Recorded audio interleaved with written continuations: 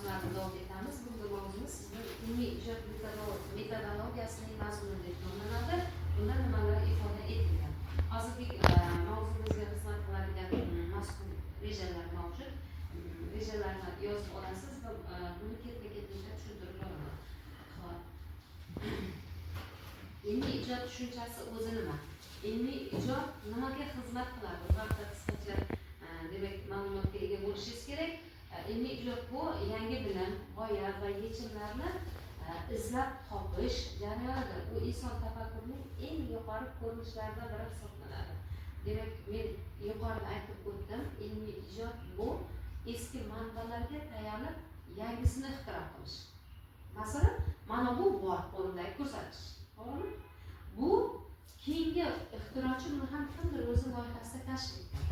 Keyingi loyihachi, demak, kashf etgan odam buni boshqacha ko'rinishida yana ham insonga qulayroq, o'qituvchilar, boshqa xodimlar foydalanishga qulayroq qilib, yana shunga tayanib yangisini qulayini optimal ishlab chiqishi, demak, ilmiy ijod bu mana shunday g'oya tushunchalarni o'zini qarashlari bilan, ixtirolari bilan yangisini yaratish bu ilmiy ijod hisoblanadi. Demak, mana buni yopganimizda mana shuncha qulaylikka ega, to'g'rimi?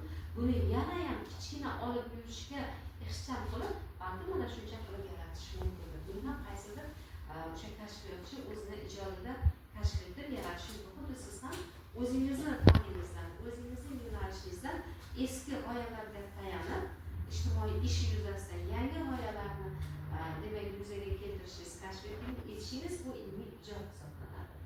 Endi esa navbatdagi tushunchalarimiz metodologiya tushunchasi. Metodologiya tadqiqot faoliyatini tashkil etish, ya'ni olib borish va baholash usullari haqidagi ma'lumotdir.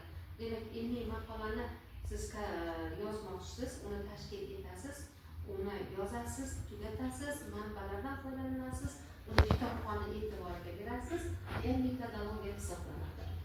Bundan tashqari, hurmatli talabalar, ilmiy ijod metodologiyasining mazmuni quyidagilarni tashkil etadi. Birinchi navbatda ilmiy muammolar aniqlanadi.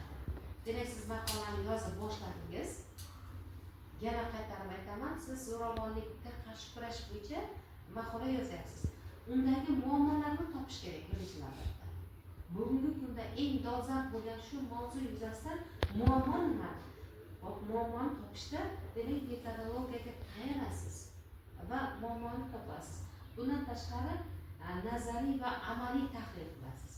Nazariy tahlil manbalardan tahlil qilasiz va amaliy tahlil hayot tajribasidan, masalan, mahallalarga borasiz yoki tegishli tashkilotlarga borib, bugungi amalda qilinayotgan chora-tadbirlarni o'rganasiz.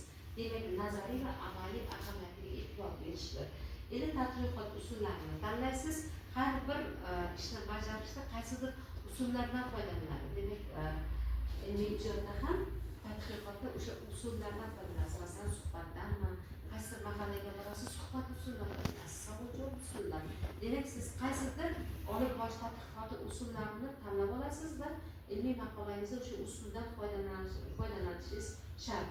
Endi natijalarni tahlil qilish, yana aytaman, siz butun ilmiy o'sha maqolangizni oxirida natijani aniqlamasangiz, demak, maqolangiz asosiy bo'lmaydi. Olib borgan natijangiz, demak, shu maqolada qanday natijaga erishdingiz, nimalarni aniqladingiz?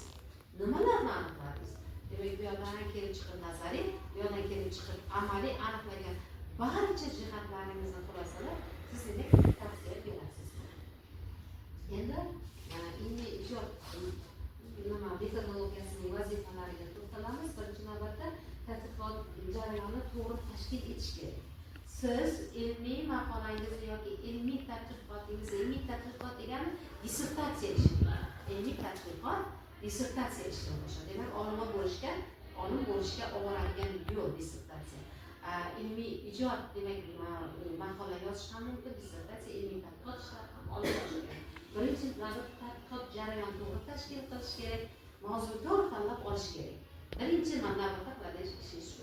Endi ilmiy yangiligini aniq yaratish kerak. Ilmiy yangilik yaratish kerak, natijalarning ishonchliligini ta'minlash kerak. Siz yaratgan yangiligingizda natija ishonchsizmi? Shunga erishishingiz kerak, hurmatli talabalar.